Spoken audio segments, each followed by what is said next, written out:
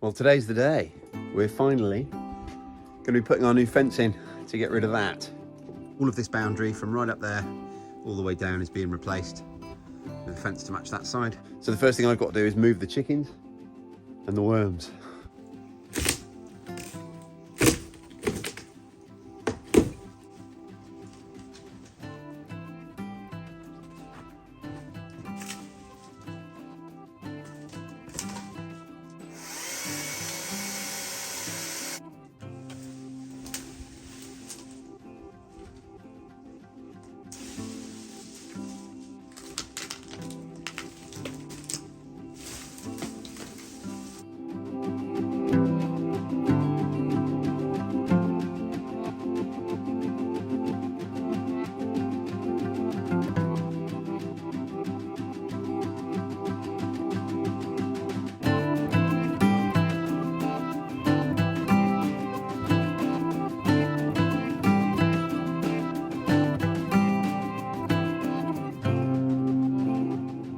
So about halfway through this first run up this side, got the top half to do, and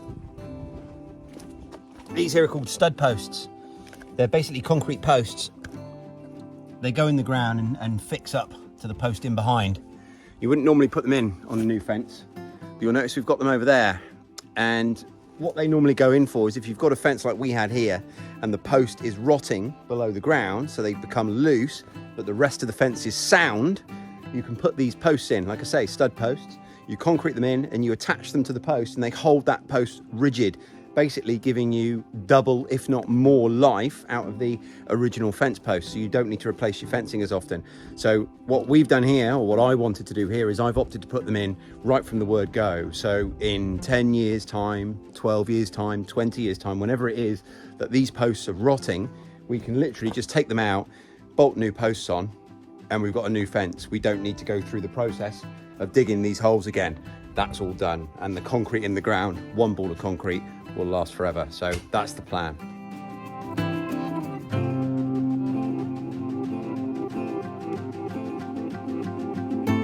Right, so it's a few days later and it's all finished.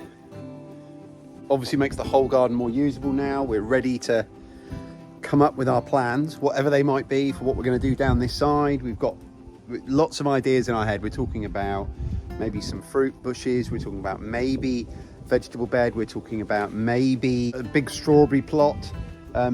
There's so much to decide that we haven't decided yet. We're not in any rush to decide either, because we've got that other massive plot that we've taken on, so we don't need to grow too much here now at home, which is amazing.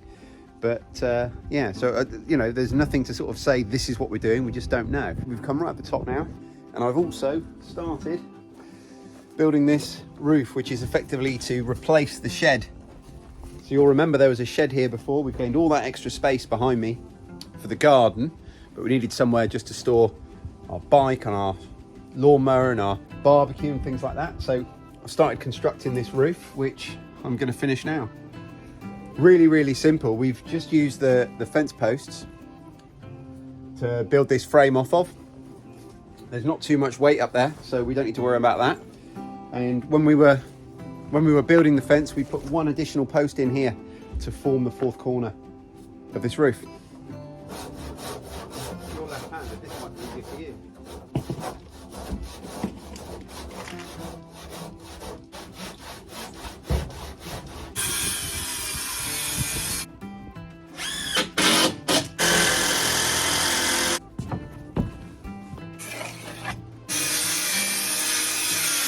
Just put me up a handful of 440s before you go.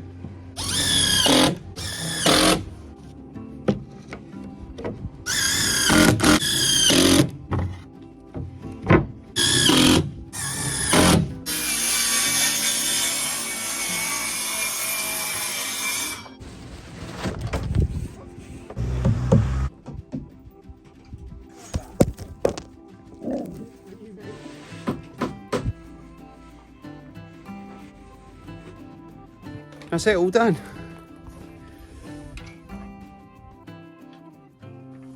And then the last thing we've got to do, which I can't do today because I haven't got the parts, I brought home a couple of different size clips because I've got some old guttering lying around. You see there?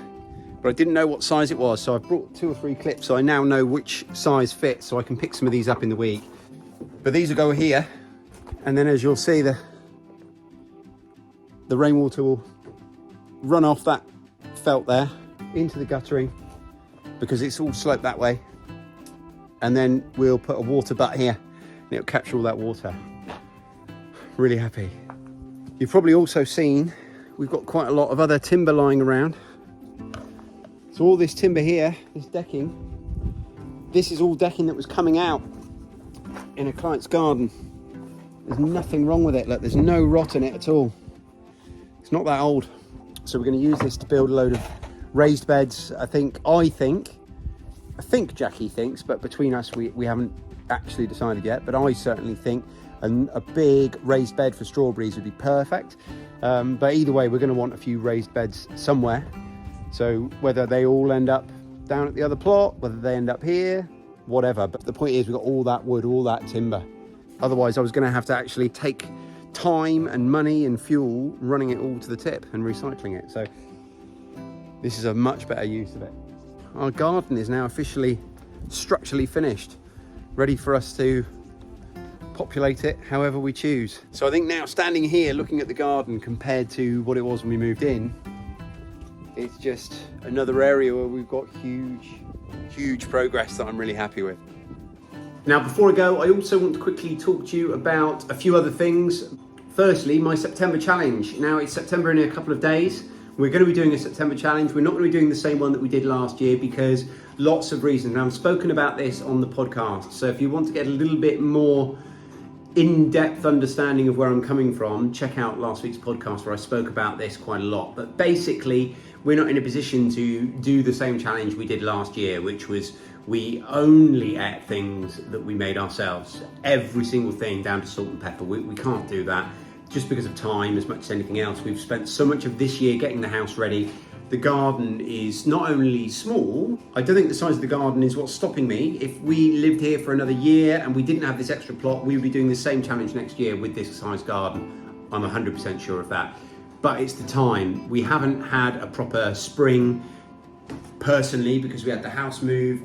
We haven't got a garden well enough established. So we're going to alter it up a little bit. So I'm going to do 4 separate weekly challenges. They're going to change throughout the month. The first week is going to be, I'm going to make one evening meal every night along the same rules as last year's challenge. So that's going to be the first week.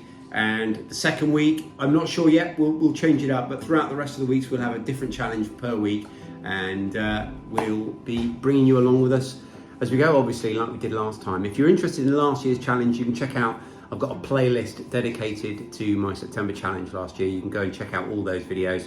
And don't forget, you guys can do your own September challenges as well. So if you're going to join in and take part, you can set the bar wherever you want, wherever suits your specific place in your self-sufficiency journey at the moment. Don't be shy. We can all do something, whether that's just, I'm going to be self-sufficient in salad for September, or whether it's something else. It's completely up to you. You can set your own bar. Please do participate. Join the Facebook group, join the Facebook September challenge discussion out there, post what you're going to do and just get involved. The other thing I wanted to mention is if you're interested in a foraging weekend away down in Devon, please do check out the link that I'll put in the description. There's a whole weekend down at the Broomhill Estate foraging with me. We're going to go mushroom foraging, plant foraging. We're going to do some preserving. We're going to have a masterclass with a professional chef talking about how you can use your wild resources. The kitchen there is fantastic, really good chefs. All the food's included, etc., etc. Check out the link in the description and come foraging with me for a weekend. Right, that's about it. It's going to wrap this video up. Thanks ever so much for watching, guys. Please make sure you press that like button, leave me a comment and subscribe to my channel if you're not already before you go. And I'll see you on the next one. Cheers.